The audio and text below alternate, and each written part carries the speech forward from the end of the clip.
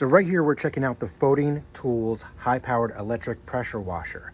Now, I've been using this on a variety of different projects, from a wood decking, I did some siding, as well as some concrete. And overall, I'll say that this pressure washer, yes, it does work very good, and it does have some features here that I really do like. But there are a few things that I have found that are, well, I don't know if I would say questionable, but probably could be done better. Now, assembly of the pressure washer was really easy and straightforward. Honestly, I really didn't even need the directions. I really like that they include these different heads that come with it, depending on what application you want to do with the pressure washer, as well as the included kit to add soap. So if you want to wash your car, things like that, you could do all that as well.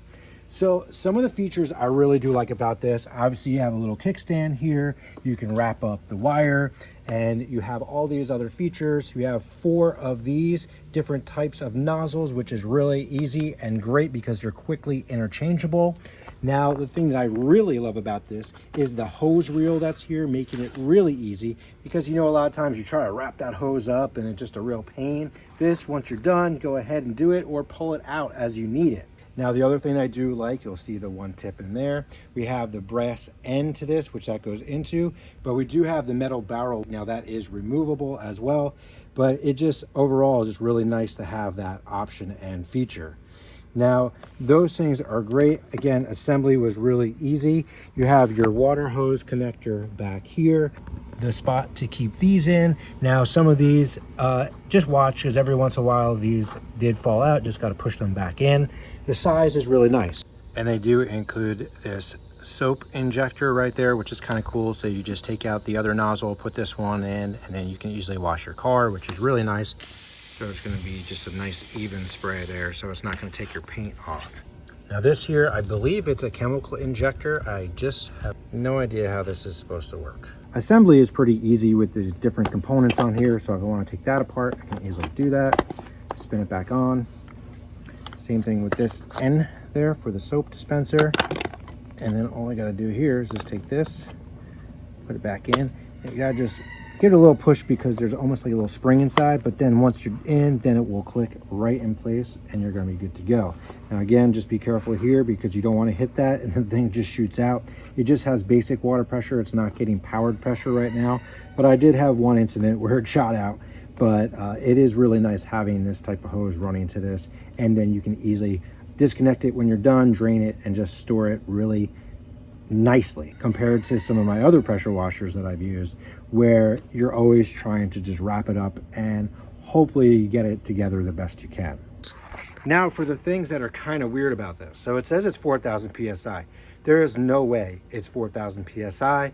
I would say and rate it probably around 1,700, 1,800 PSI with that max tip on it. But that's what I'm going to say. A lot of these ones you'll read online, it says these maximum pressure. Now that's typically like a bench pressure that they got one time. So they're like, well, go ahead and put 4,000. 4,000 PSI, I don't even think you can get that with a electric unit or a 20 amp. It would be absolutely, you would probably need, I don't know, you probably need like a 50 amp connector for it. But that's something you would see with, typically with a gas powered one. However, it does work, but I would still look at it for under 2,000. So if you're doing things around the house, like I said, cleaning a patio, siding, I think that works perfectly for this. If you're really looking to clean something down, dirty and things like that, I don't know if this is going to be the right one for you. Now, the other thing, while they give you a really long power cord, look at that. So that's just a standard 2-prong that plugs in outside, where all other units that I have used for pressure washer, they have a built-in GFI plug with the 3 prongs. So this right here is kind of concerning, especially when you're using it around water. Take a look, you'll also see, so here is the label that was on it. It has FCC CE UL ROHS. And like I said, with that plug, I'm not sure if it's really UL listed or not. I do like a lot of the features that this pressure washer offers. I don't feel that it's putting out 4,500 PSI, something closer to the 17 or 1,800 PSI at maximum.